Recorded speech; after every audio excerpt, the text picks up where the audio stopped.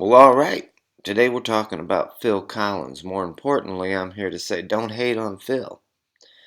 Um, when Phil retired from music and came back, there was a petition to that basically said stop Phil Collins from coming back. Some nonsense like that. And of course, it was a joke, but uh, why even joke like that? Phil Collins is a great performer, great personality, great songwriter. And did he have a lot of hits? You bet he did. Was he in everybody's face in the 80s? You bet he was.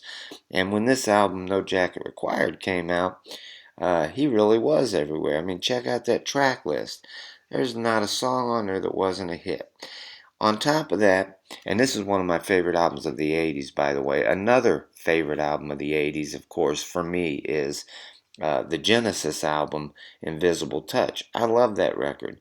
But let's face it, and nothing against the other guys, that album might as well have been a Phil Collins album. Fantastic album. I love it, but it might as well have been a Phil Collins album. Um, Great stuff. Uh, I guess it pissed a lot of Genesis fans off because Phil gave Genesis some hits. Whoa. Uh, Hits. Who needs hits? Well, anyway, yeah, Invisible Touch sounds like a Phil Collins album to me. So Phil was in everybody's face in the 80s. That's the price you pay for being good. You know, if you're hating on Phil, you're hating on him for being good. Uh, Sorry about you. Can't help you. Um,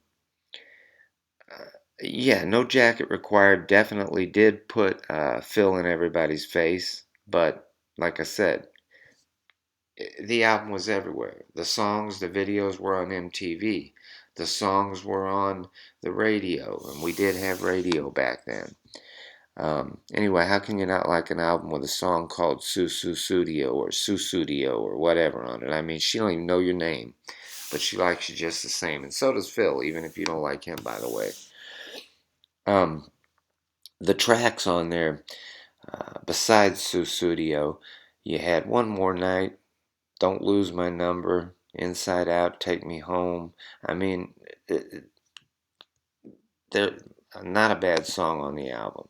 So, really, hate on Phil if you have to, but remember, he's got a funky style, he's got lots of money, and while he can't dance and he can't talk, he does know how to walk. And if you got that last reference, you're probably not hating on Phil.